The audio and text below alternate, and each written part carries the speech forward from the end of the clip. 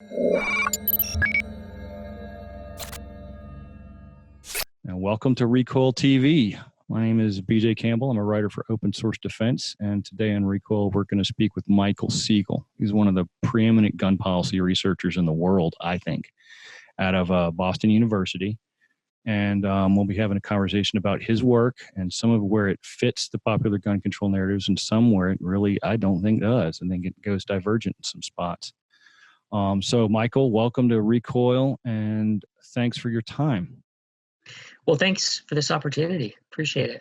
I'm personally a big fan of your work, and because it tends to be very solid mathematically, and it also tends to be relatively unbiased in its presentation, in my experience.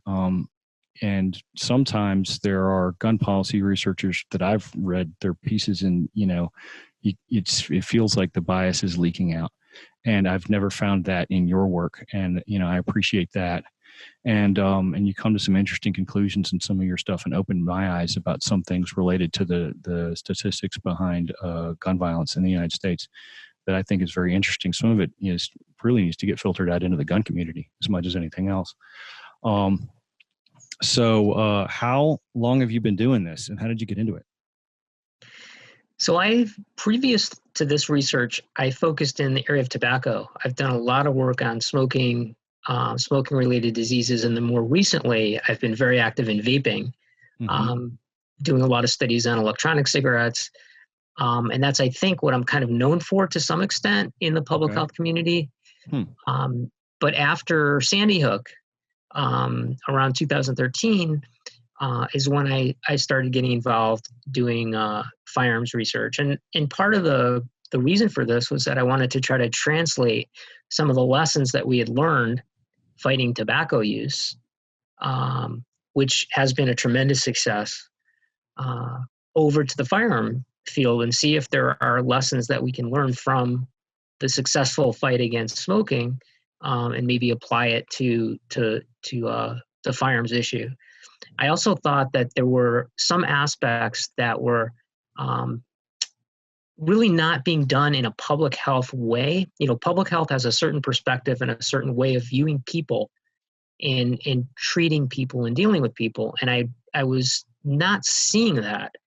And so part of my motivation was to try to see if I could bring that public health perspective over to this issue. Okay, so can you expand on that a little bit? How do you mean, like with tobacco, from kind of the outside looking in, it seemed like the goal was just get people to stop smoking. And, some of your early research, it's like, I'm trying to figure out how to say this. There was a big push among the media in the run up to maybe around 2018 saying it seemed like the goal was to reduce the number of gun owners. And some of your early research really seemed to indicate to me that wasn't going to work necessarily, because like one of the first things that popped for me really in your research when I was reading through it was you did an analysis on trying to correlate gun ownership rates with gun homicide rates. And that was, I can't remember what, I've got all my things printed out here. That was 2000, I'm not sure. Yeah, that was November 2013. So it would have been right around the time that you're talking about. And correct me if I'm wrong, but it looked like that when you did a multivariate analysis on it, that gun ownership rate was a very minor component compared to a lot of other things like Gini coefficient and Black population rate and violent crime rate and things like that. And you only really saw any relationship once you went to the multivariate level and you took the major factors out. Is that a correct characterization of that study? Yeah, I think that there was, we did find a clear relationship between gun ownership rates and homicide rates. But there are a lot of other variables, and depending on what other variables you control for, the magnitude of that relationship gets lower and lower. Right. And so, it's quite different with suicide. I think that there's a much stronger connection between the prevalence of guns and suicide rates, because if guns are available, people are going to use them when they're making a suicide attempt. And obviously using a gun is the most lethal means. And therefore, we do see a strong connection, but the connection isn't as clear cut with firearm homicide. There's also a problem with confounding because a lot of the states that have the lowest homicide rates to begin with are states that already had low rates of gun ownership. And so it's a little bit difficult to figure out which came first. Did they start with low gun ownership rates and then, because of that, have lower homicide rates, or were these states that, were already states with very little homicide and then they also have low gun ownership? So it's a little bit hard to piece the two together. But I think for me, the biggest thing that I came to realize, and as you said, that was 2013. So that was really the early part of my career, if you will, in this area. What I really came to realize is that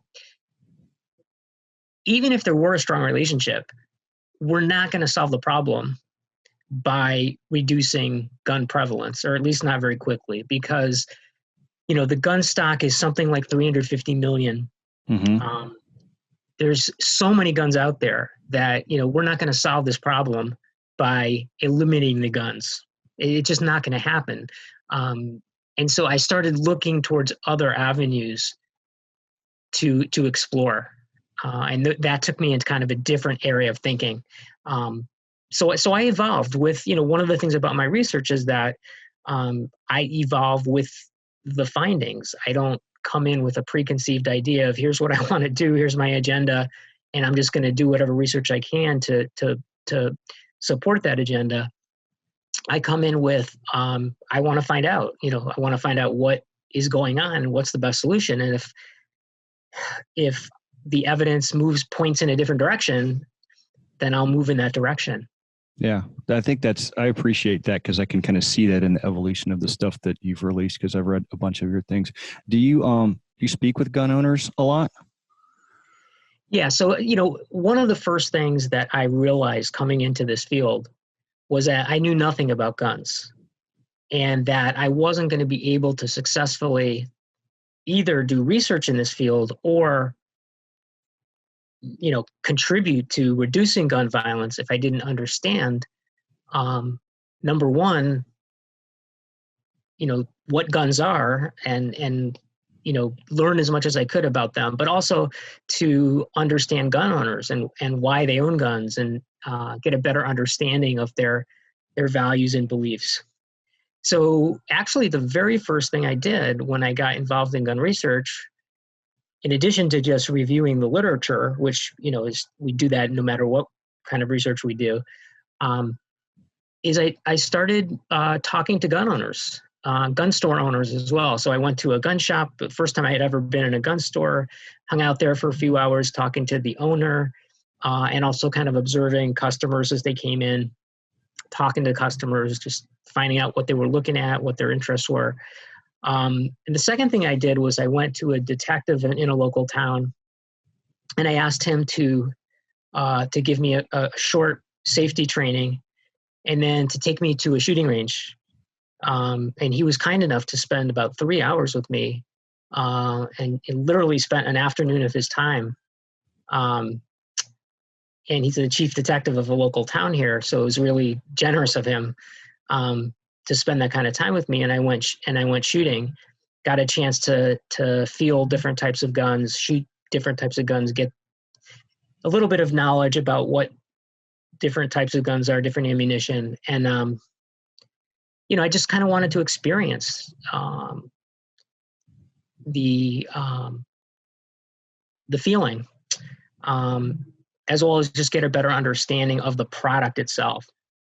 Right. So I did a lot of research and spoke with a lot of gun owners, and that's continued. I really have tried to seek out as many conversations as I can with people who, I'm not going to say I'm on the opposite side of the aisle because I don't really view it that way, but people who you might not think would be, the first people that somebody who's in public health would go and talk to.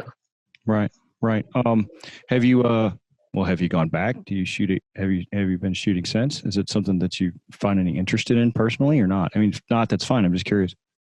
So, interestingly enough, is the process for getting a firearm ID card in Massachusetts is quite complex, as I didn't really realize at the beginning. Mm-hmm. And so, at some point, I think I would like to go through that, but it's it's actually not that easy. And I mean, this is one of the learning things for me. I had no idea. I thought you just go and you just sign up, and because you hear a lot of these rumors about how easy it is to buy a gun. Not in Massachusetts, I can tell you that.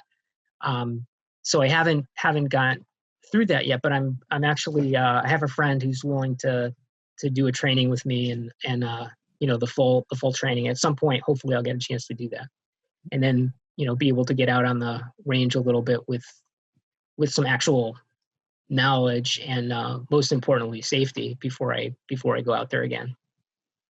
Interesting. That's good. You work at Boston University. Most of your papers have call authors with them. Do you have a group that focuses on guns, or is it just whoever you happen to be working with at the time, or how does that work? Well, I have a small group of researchers that I'm working with right now. Claire Blon, who is my main colleague, is a research scholar in our department, and the two of us have been leading up this kind of new angle of studying gun ownership, and what I'll say lawful gun ownership. I have to say, one of the major influences on me is a sociologist from Wake Forest named David Yamani. And I have to say, he's had a big influence on me, because one of the things he writes about is that so much of the research that's been done on gun violence has been on gun violence. It's obviously, it doesn't sound like a surprising statement, but there's a lot to it, because what he's basically saying is that we know a lot about the unlawful use of guns, but there's very little that's been studied about the lawful use of guns. And so that was what led Claire and myself to launch this survey in 2019, this past year. And in fact, the results of the survey were just released yesterday publicly. And we called it the National Lawful Use of Guns Survey. And the purpose was really to find out what is gun ownership all about for people who are lawful, law-abiding gun owners. And I think that it's really important for people in public health like myself to not just understand and study the unlawful part of it, the violent part of it, but to really also know, what does lawful gun ownership look like? Right. Something that we really hadn't thought about a lot, and frankly, not much is actually known about. A lot of the findings of our survey were surprises, and I think they were surprises because there just hasn't been a lot published in this area.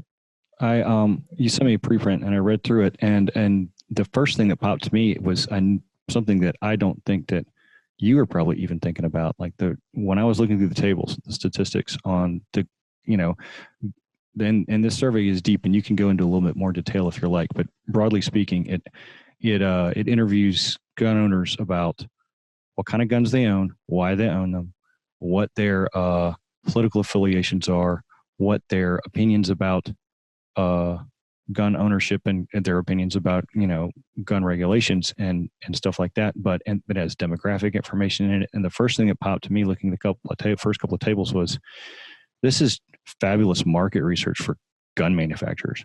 Like, I don't know if you thought about that, but I'm sure they have not going to dive into their own customer base as deep as what you did. It was really kind of a unique piece of work.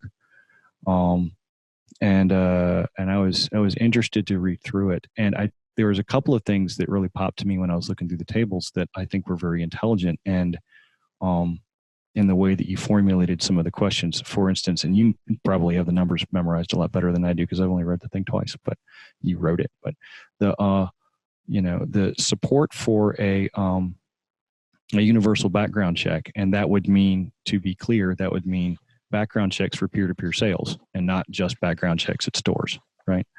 The support for that among gun owners was very high, but you took the time to also ask the separate question about registries, databases, right, of a federal registry of gun owners. And the support for that was less than half, right? And one thing that I've seen often in the political dialogue is that somebody will come in and say, gun owners support a universal background check. Here's our proposal that includes a national firearms registry, right? And they piggyback that, and then they don't understand why everybody yells at them for it. And so I thought that was very clever. And probably, I mean, I'm going to guess, might have something to do with the fact that you've been talking to gun owners, right? Absolutely. What we did in this survey was include a wide range of public policies. I think I'm looking at it, there's probably about 20 different policies. And the interesting finding was that there's a certain set of policies which gun owners very strongly support, and there's another set of policies which gun owners do not support. And we actually, in the table, in our paper, we actually kind of separate these into the two groups. A set of policies where there's more than 50% of gun owners who support it, and then a set of policies where fewer than 50%, less than 50% support it. And what I wanted to do is look at, okay, well, what is the difference between those two sets of policies? And I think the answer is pretty clear. I think what separates the two policies is that the policies that gun owners tend to support are those which aim to keep guns out of the hands of people who shouldn't have them, people who are at risk for mental health reasons, people who are at risk for criminal reasons, history of violence, domestic violence, and those are the things that the gun owners support. What they don't support are basically any policy that makes it more difficult for them to defend themselves. Simple as that. Anything that interferes with their ability to defend themselves, either by having a weapon accessible in the home, or carrying a concealed weapon, or taking away the type of guns that are available, or the type of ammunition. That's where you see a lack of support. And so I think it's really important to separate those out, because one of the pieces of rhetoric that we hear a lot about, and I am guilty of it because I've said this, is that, gun owners universally support gun prevention measures, gun prevention policies. There's a high degree of support. And well, there is, but you have to specify what you're talking about, just like you said. If you're talking about universal background checks or red flag laws, absolutely. If you're talking about having a registry, or you're talking about banning assault weapons, no, totally different story. So I think it's really instructive for us to kind of separate those out and to understand where there is common ground, and where the ground is different. And I think from the other questions on our survey, we were able to get a sense of why is it that gun owners are so opposed to things that interfere with their ability to protect themselves. And so I feel like now I have a better understanding of why it is that they feel like they do, and really a better idea of what's motivating them. Yeah, that's the gist that I got kind of generally from reading it too. One thing that I think that was very strong is that showed up in sort of the same thing, bottom of table 4, was that gun owners are very resistant to what they perceive as attacks on them, on their culture, and things like that. And we, I mean, a lot of people don't pay much attention to this, but if you're a gun owner, you do pay attention to it, because when you see it, it kind of burns you, and and these things kind of come from every direction. And it seems to many gun owners, I won't say all, but it seems to many gun owners that what is being done is an attack on, it's not addressing gun homicide, it's attacking guns themselves, right? Or it's attacking gun owners themselves, even lawful ones. And that a lot of the even non-policy things, like one thing that sticks out in my mind is, HBO decided they were going to recently, they're going to redo Looney Tunes, and they took Elmer Fudd's rifle away. You're still going to have them hunting rabbits. You're going to have them hunt them with a scythe, which is like, that's okay. That's, in my mind, that's much more horrific than shooting with a gun. I don't think hunting is allowed in any of the 50 states. So we've gone to something that was depicted that was technically legal, although cartoony, into something that's a lot worse, Right. to take the gun out of the cartoon. So when we see those kind of things, or we see, the rhetoric at Abito and stuff like that, this is, it reinforces the gun owner's perspective that this is not and this doesn't have to do with gun violence, it has to do with gun culture. And I think that this recent study is really helps to peel that apart. I really appreciate that about the study. And it ties in well with some of the stuff that you released, some studies that went public, and I don't know exactly when the research on this was done. But in the spring of last year, right? Because you did another, I think it was 2 total studies, and I only printed one of them out. But correct me if I'm wrong. I'm going to characterize this for the peanut gallery. Those studies were centered on trying to figure out which gun laws actually worked and which didn't. And the thing that was unique about them, as opposed to, I've seen some other studies that are like, hey, look, well, states with more gun laws have lower gun violence. And those always seemed terribly confounded to me, because if you have a higher gun ownership rate, then gun owners are less likely to vote for people who are going to impose, inconveniences on themselves, right? So that might be the other direction. It could be that areas with gun owners have fewer guns because they have more gun owners. You see what I'm saying? And those things were never disentangled. But what you did, I think, in 2019 disentangled them very well, because as I understand it, correct me if I'm wrong, you looked at municipal or state studies, and you looked at the time before they passed the law and the time after they passed the law. And then you did that for all the states, I think. And then you tried to disentangle them statistically so you could get a better sense of which laws actually had an impact and which ones didn't. And I followed some of your appearances on other media when you were presenting the study after I read the studies, and they seemed to be focusing on the things you found that did work, and to be intentionally avoiding talking about the things you found that didn't. And so do you want to kind of run through that? Because I have some notes here about my impressions, but go ahead. Yeah. So, and basically the point of the study was, as you say, to try to disentangle some of this out. But one of the key things was, rather than just having some sort of index of the total number of gun laws, we wanted to look at specific laws, because presumably some of the laws are effective and others are not. And it's important for policymakers to know, which laws work and which don't. And the way I like to summarize the findings is that what we found was that regulating the what I call the what, in other words, regulating the gun itself, those laws were not effective in reducing firearm homicide. So banning assault weapons, regulating the magazine capacity, regulating the number of guns you can buy per month. So trying to control the type of guns that are available didn't have any effect. What did have a really profound effect was what I call the who, regulating the who, meaning who has access to those weapons. And the 2 most effective laws were, number 1, laws that prevent violent offenders, people with a demonstrated history of violence, from having access to firearms.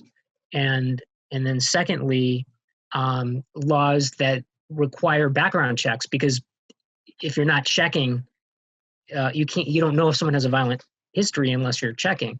So the combination of those 2, background checks so that you can check a criminal history, and then a prohibitor for somebody who has a history of violence, the combination of those laws was actually quite effective, we found. And what troubles me, I think, is that a lot of gun violence prevention advocates are focusing, and politicians are focusing so much on assault weapons And I understand why. I mean, to people who haven't owned a gun or looked at a gun, they're scary. They look scary. The problem is that that's what defines them. It's not and I only found this out really by going to the gun stores. I mean, I have to credit the very first gun store I went to was where I really learned the difference. What is an assault weapon and what is not? Because the gun owner gave me, he showed me two guns. He said, which one is the assault weapon? And what I quickly learned was that, the definitions of assault weapons are really based on cosmetic features of the gun. Right. Not the lethality, not the shooting rate. So going into this, I assumed, I'm talking about way back in 2012. When I started this, when I heard assault weapon, I thought, I assumed that meant a weapon that could be fired much, much faster than a regular weapon, and therefore could do a lot more damage. And so the first huge revelation for me was when I realized that every semi-automatic gun, every semi-automatic firearm essentially has the exact same firing rate, right. which is however fast you can pull the trigger. And if that's the case, then, the only way you could really reduce the lethality of the product would just be to get rid of all semi-automatic weapons, which obviously is just not going to happen. It's not really realistic. So once you're saying, all right, we're not going to take semi-automatic weapons off the market in their entirety, how do you separate what makes one more lethal than the other? And in fact, all the definitions have to do with cosmetic features. If you have a telescoping stock, it's an assault weapon. If you have a second pistol grip, it's an assault weapon. If you have a flash suppressor or a grenade launcher, it's all of a sudden an assault weapon. Yet none of those things make it more dangerous. A bayonet lug is another one. I mean, I think if someone actually put a bayonet on their gun, it would be a lot less dangerous. If they want to try to, sure, kill people with bayonets, it's probably a lot safer. So it didn't make a lot of sense to me, and that's when I started realizing that something was off. And I understand, because I myself fell into this trap initially. I'll be honest. I'm not, I'll be honest. I changed my mind when I came into this field. I heard assault weapon and I thought, oh my God, assault, it sounds terrible. But after really learning what these weapons are and how they're defined, I realized that it's simply a cosmetic definition. And essentially what amounts to is weapons that look bad, weapons that are black. It's almost that simple, and obviously that's not going to protect people's lives. But the problem is, it's not just a neutral, exercise. It has a negative repercussion, because what it does, I think, is it gets gun owners angry because we're threatening to take away their guns. One of the things that, we in public health, I think, need to try to convince gun owners of is that we're actually not trying to take away their guns. And that's, one of the first things I say whenever I talk to a group of gun owners is, hey, my goal is not to take away your gun. I don't want to take away your gun. I myself want to be able to go to the range. I really enjoyed my experience. I want to go back, so I don't want to take away your gun. The problem is, though, when, as you mentioned, people like Beto O'Rourke are saying, I'm coming for your AK-47. Yes, absolutely, we are going to take it away.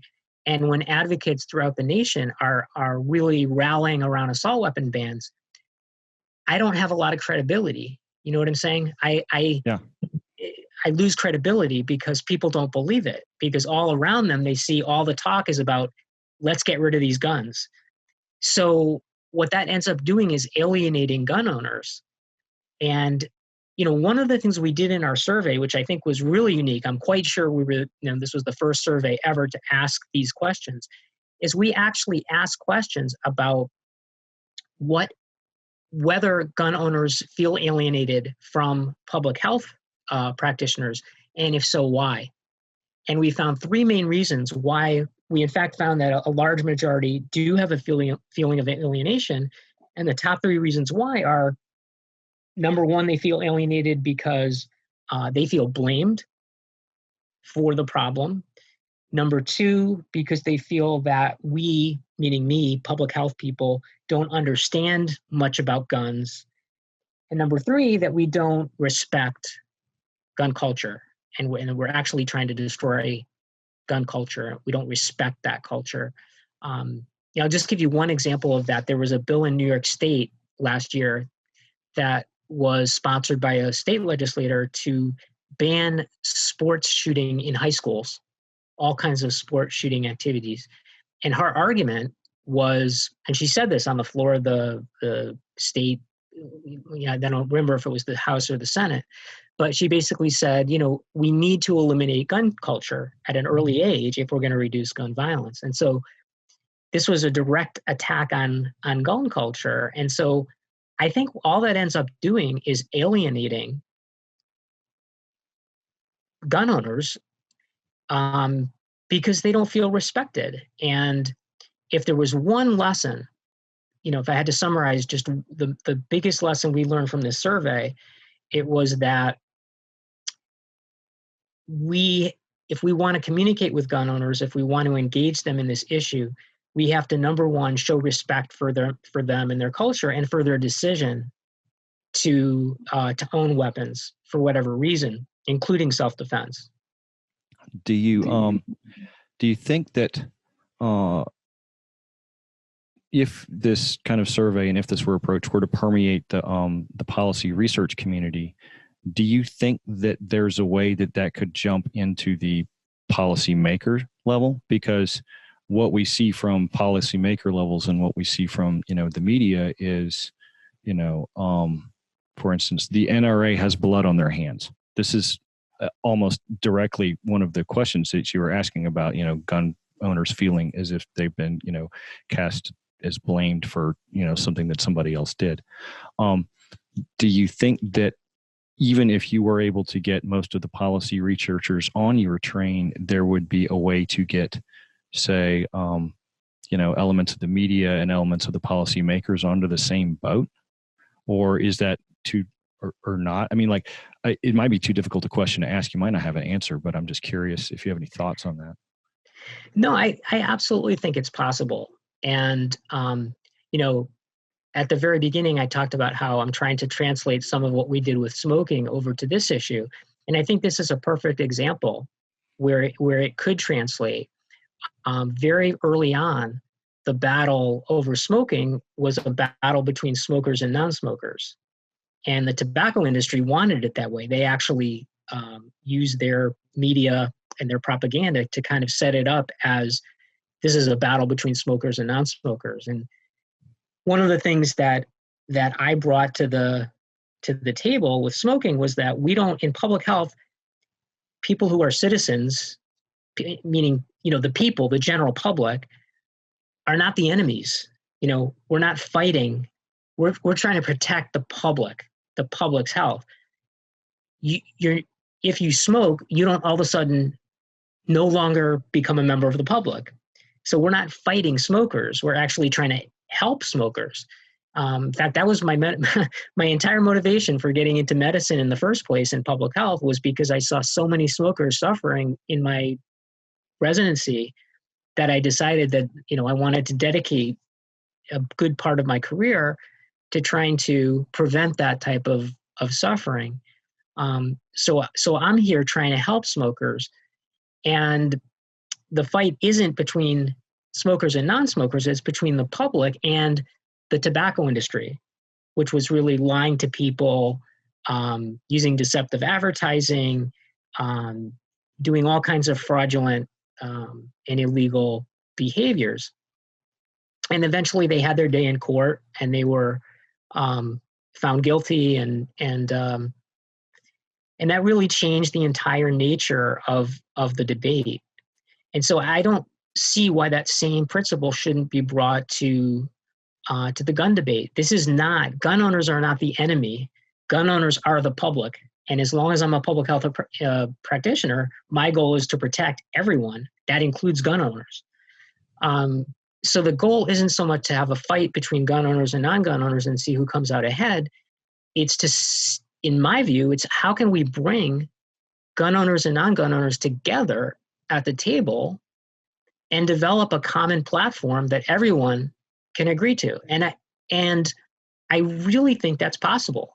In talking to gun owners, I do not get the sense that there is a lot of difference on there are a number of issues where I don't think there's that much difference. I think in terms of trying to keep guns away from people who are danger, I just don't think there's that much difference in public opinion between gun owners and non-gun owners.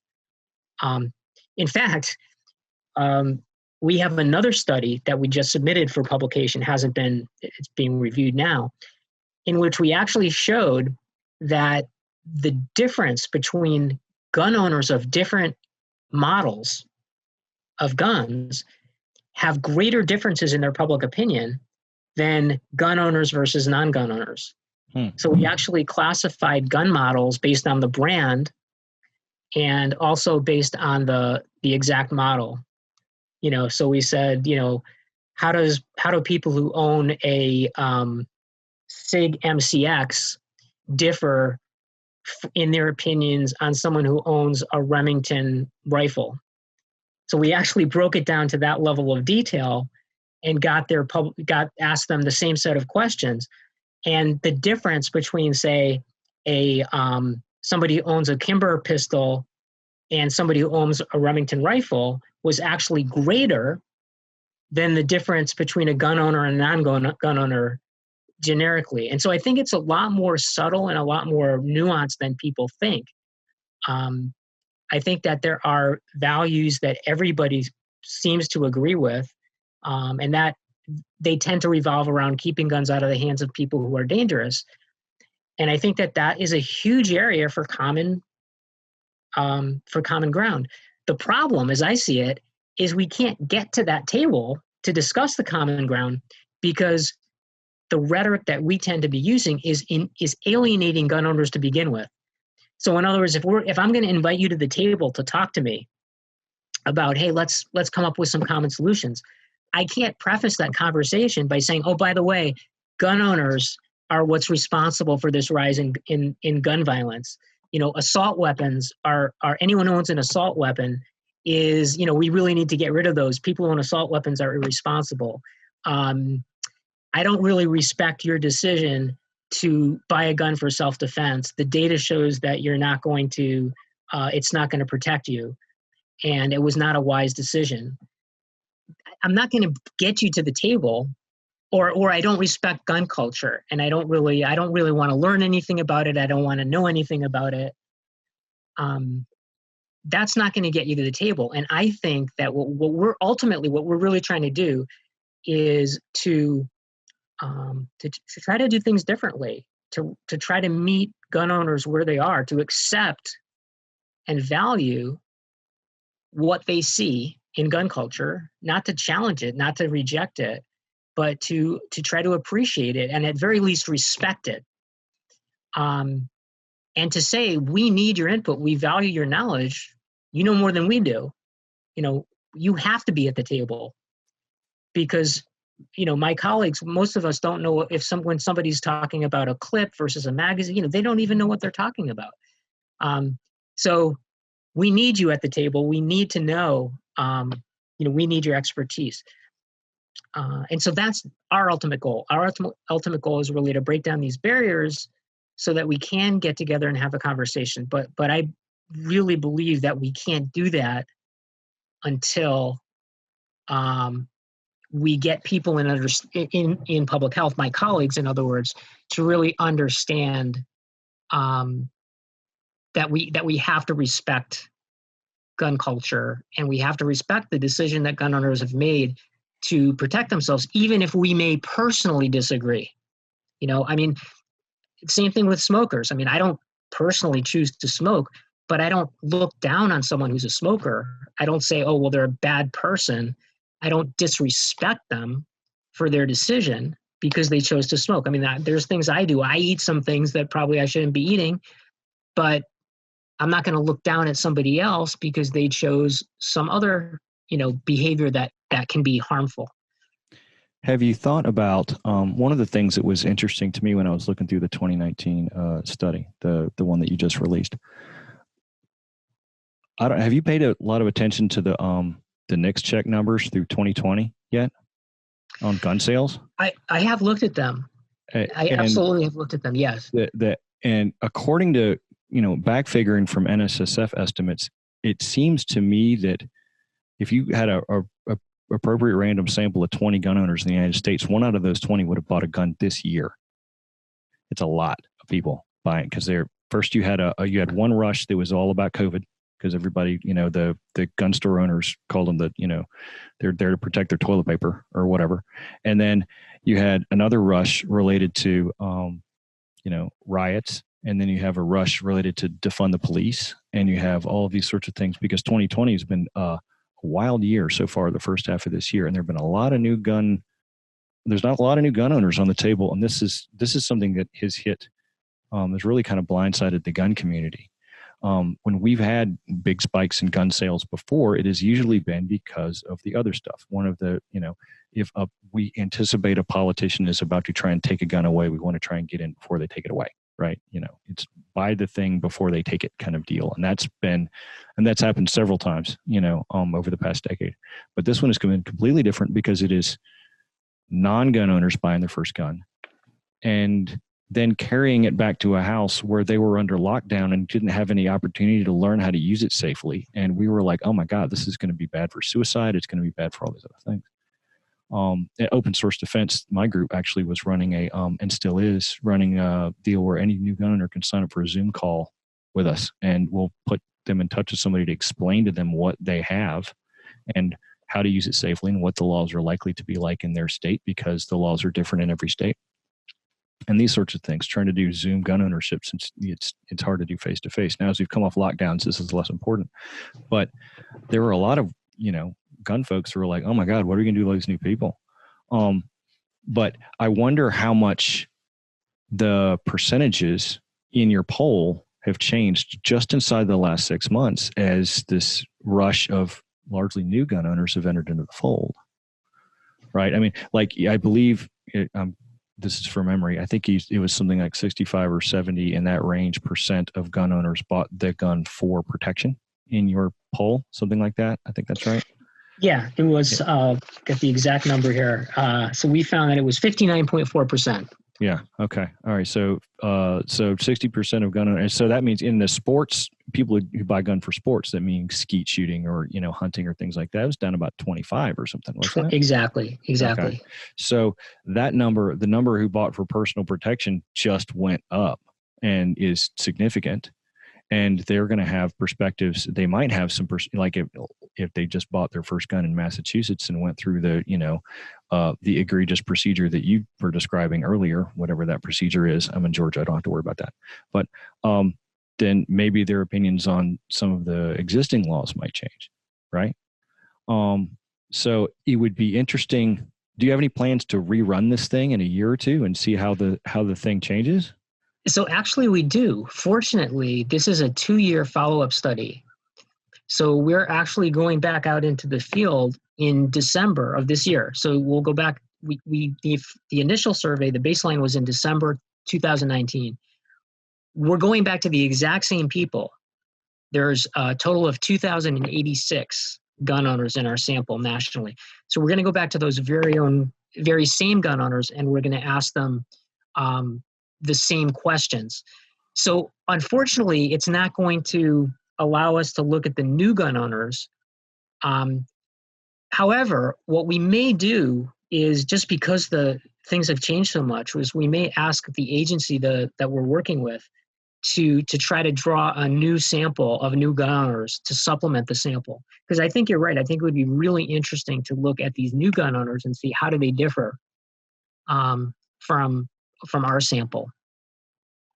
I think it'd be really neat. One of the things that I mean, when I did my digging in, the rhetoric in 2018 and earlier was always gun deaths, gun deaths, gun deaths. Not necessarily. They would, and media organizations would hot swap gun homicides and gun deaths on a paragraph by paragraph basis when they were writing their articles. So they would talk about the 40,000 gun deaths, and then they would talk about homicide. And to give you an impression that that number, the first number, was a homicide number, even though it was a death number, and the deaths are 2/3 suicides. Right. And I did not even realize the break until I looked at a study of yours that broke down suicide rates and gun ownership by men within men and women, and what it found. This is all from memory, but correct me if any of these numbers are wrong. First off, males outnumber females in suicide in the United States by about a 3-to-1 margin. And that margin varies by country. There's some countries where it's even. There's some countries where women commit suicide more. But in the United States, it's males triple female. But in gun suicides, the ratio is closer to 7-to-1. Like 7 out of every 8 gun suicides is a man. And I appreciated this part of the study when you set it up. You looked at the impact of gun ownership on overall suicide rate, not on gun suicide rate, which is an important thing to do. And a lot of people, like when they're doing their homicide studies, they don't look at overall homicide rate. They just look at gun homicide rate as if the homicide would not have happened if a gun wasn't available. And from memory, this is what I recall, was that among women, when gun ownership went down, gun suicides went down and non-gun suicides went up, and the total number of suicides was pretty much flat among women. There was a substitution effect, right? But that among men, if gun ownership went up, then overall suicide went up. And this probably, I mean, I'm not a psychologist, but I'm guessing it probably speaks to the psychological nature of why men kill themselves versus women. Men might be doing it out of haste or anger, whereas women might be more calculated. I don't know. I brought this study up to my wife when I was doing it, and she dismissed it. She says, "Well, yeah, the women don't know who's going to clean up the mess." I was like, "That's wild," but that seemed very interesting to me, because from a policy perspective, it's not necessary to reduce the total number of gun owners. It's just necessary to make sure that men who are considering suicide entrust their guns to a friend while they're going through that rough time, that rough period. And you can get the same amount of effect you would of a dramatic overall reduction in gun ownership by just focusing on men who are in that rough patch and making sure that there's a cultural understanding that if you're having a rough time, to reduce the cultural stigma of admitting that you're having a rough time. This is a thing with men, right? And I possibly even a thing particularly among, gun owning men. I don't know. And also to make sure that they have friends who are there, and among my friends, we talk about this. It's like, if any of us is having a rough patch, we all know we have a couple of people we can go to, and we can get the guns out of the house, right? But I don't know how heavy that is understood in gun culture in general, but there's been a couple of new nonprofits that are starting to push that narrative. One of them is with I believe his name's Dan Gross, the old he used to run the Brady campaign, and he left, and he's he teamed up with somebody. I got it in my notes here. I'll pull up the name of this. This is kind of interesting. We open source defense. My group ran into this at SHOT Show this past year. We ran into it was Dan Gross, he was formerly the Brady campaign, and Rob Pincus. And Rob Pincus is a known figure within the gun rights community, and some people like him and some people don't. He has but they have a new thing they're going to try to put together. They gathered people up in a hotel room to talk about it in Vegas at SHOT Show in January, called the Center for Gun Rights and Responsibility. And the idea behind this was when you go buy your first gun, you go with a friend and you have a little form that you sign that says, by the way, I'm your buddy, and that sort of thing. So it was a buddy system. And there's some other things too, that there's several other organizations that I've been talking to and working with that are focusing on this thing as well. There's one called the Overwatch Project, which is a similar kind of deal, that has to do with enculturating the gun community into the idea that we're all going to have, we all have the potential to have these sorts of, suicidal periods. And if so, then what you do is you get the guns out of the house to try and affect the kind of results that you were able to identify in your study. It's the alarm to pick up my kids from the bus, although there's no more bus anymore. So do you think you're going to go back to the well and do any more suicide research? Anything related to that? Or is that book pretty much closed for what you're looking at right now? Well, no, it's not closed. I think that I think that what you're talking about is really critical. And one of the laws that we found was widely supported by gun owners, and probably for this very reason, because they've thought about this, is the idea of these red flag laws where if family members are concerned about someone's mental health, they can temporarily have the gun taken away, stored. And there was overwhelming support for that. And I think that kind of creates a mechanism for doing what you're talking about, for creating a procedure where, just during these difficult times, the guns can be gotten out of the household so the person can get through. And obviously these are typically just temporary. It's not a permanent injunction. So I think that those types of policies,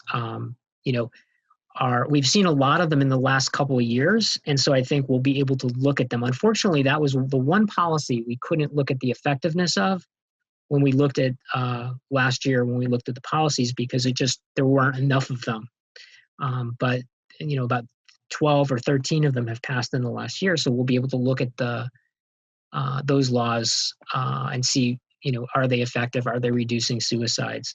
Anecdotally, it appears that they are being effective. There are, many, many anecdotal reports of guns that have been voluntarily relinquished when people were in, situations of very high risk. And all those people ended up, making it. So I think it's an area that is, one that not only is very effective, but I think that a lot of people can support. I mean, in general, I think what I found, through this research is that the most important things we can do are to intervene among people who are at the highest risk. In other words, that's where you get the bang for the buck. Instituting procedures on everybody that don't really screen out the highest risk people are just not going to be the most effective. I like to use the airport screening analogy. Does it really make sense to have every, grandmother who's, 75, 80-year-old, you see these 85-year-old women getting all these pat downs and going, and it's like, wait a second, what sense does that make? When was the last time an 85-year-old woman, hijacked an airplane? So, if I were running airport security, the first thing I would do is just say, we're not going to make everyone go through these machines.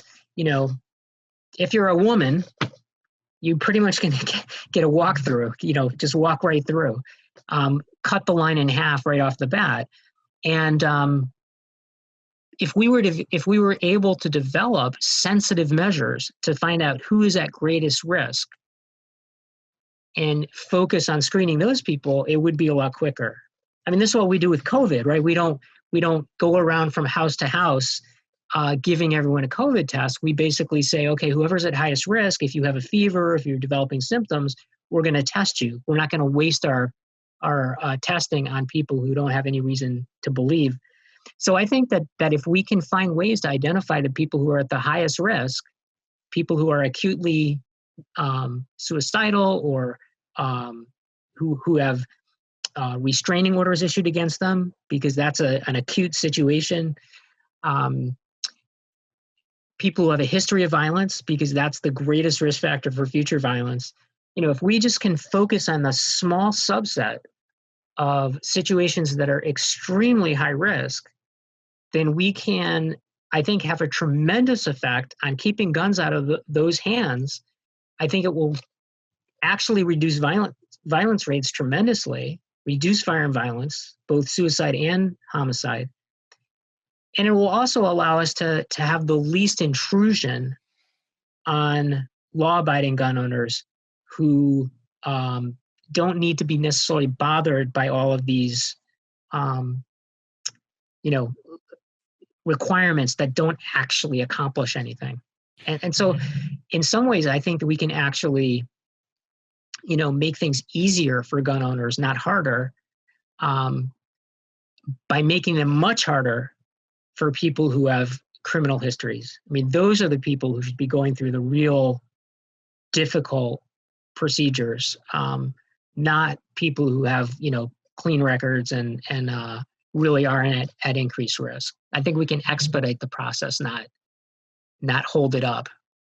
One of the things that I was a little bit disappointed with your poll this time around, because I was impressed on how you separated out universal background checks, meaning background checks for peer-to-peer sales, and then registries. Is the red flag stuff is, because it's new, it has a tendency to be very sticky.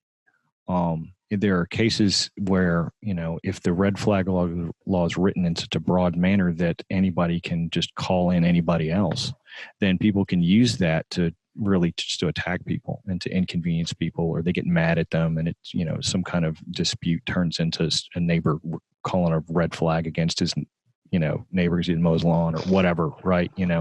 And putting that kind of stuff on the table.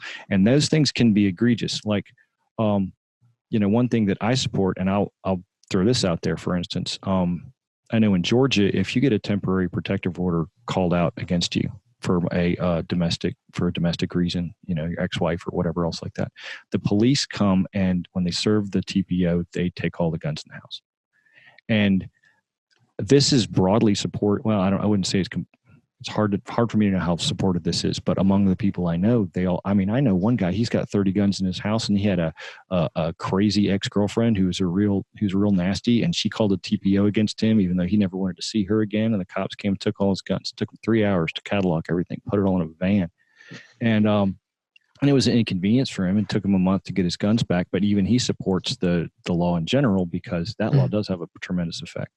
I've seen that also happen on the flip side, where we had a friend of my wife's served a TPO against her husband, and he needed to get his gun taken away. So those kind of things, I think, if they're done with an appropriate manner and an appropriate amount of checks and balances to them, I think they can be very good. But those things can also get very out of hand. You could have a police officer serve a red flag request on somebody and use that as an excuse to get in and do something else. And, we're pretty sensitive about police overreach right now in 2020 with all the stuff going on, right? So it might be smart when you when you do your second version of the study, hey, you got to ask all the same questions, because otherwise the study doesn't have a comparison. But it might be good to add one or two in there that disaggregate the potential red flag overreach, because that's something that it's kind of like the background check thing. Like, background checks, okay, registries, there are potential overreaches within the red flag concept that would be good to pull people on. So it's an idea for when you do it again. Because I think you'll find that there's, when you tease out some of the potential implications of some of the red flag laws as they have been implemented in some places, gun owners might say, oh, wait, hell no. Right. And that would be good for you to know, and good for policymakers to know as well. Yeah, I think that there are certain provisions that are really critical in these red flag laws. Obviously, due process is critical. None of these laws, so far as I know, allows for confiscation of the gun if the person doesn't agree to it without a due process trial before a judge to be able to make a defense and make an argument.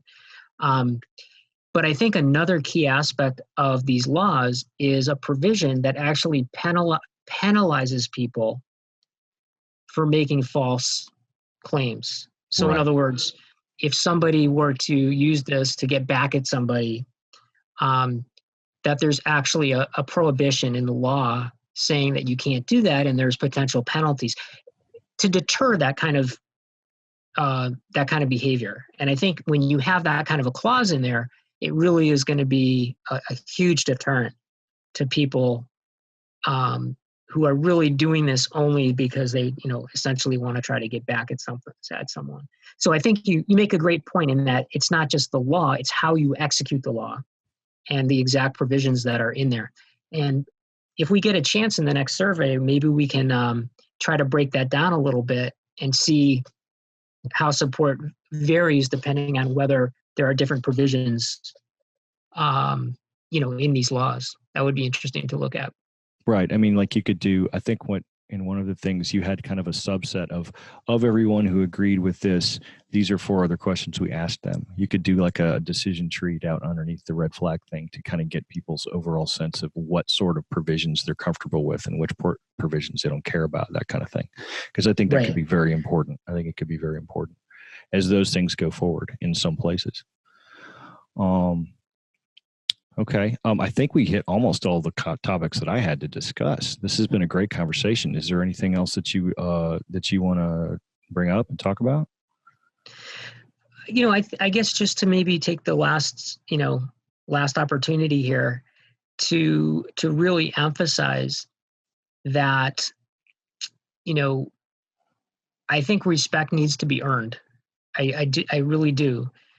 And I think that we in public health need to earn the respect of gun owners in order to bring them to the table. And frankly, we need them at the table, because they are the ones who know the insides and outs of the procedures. And, whenever I have a question, I ask gun owners. I mean, I have a number of people that I go to with questions. And I think it's really important to earn that respect. And I hope that we can do that. I hope we can do that by kind of changing the rhetoric, not blaming gun owners for the problem, by understanding and respecting gun culture, legal, lawful gun culture. And most importantly, by respecting the decision that people make to buy guns for self-defense. Even if we don't agree with that, or even if we wouldn't do that ourselves, we still need to respect that decision. And without that respect, we can't even get to the table to discuss these important issues, life and death issues in the first place. So I really thank you for the opportunity to talk about my work and our general approach. And thank you for your time and for your really insightful questions. I appreciate it. I've enjoyed talking to you about it. I've enjoyed it as well. So the study is called "The Meaning of Guns to Gun Owners in the U.S." The 2019 National Lawful Use of Guns Survey, and it is in the American Journal of Preventative Medicine. Is that correct? And it was released the 28th of July. Is that right? It is, and it's publicly available, so there's no firewall, so people should be able to access it, which is the way it should be. Okay, thank you for taking the time with us. You have been watching RECOIL TV.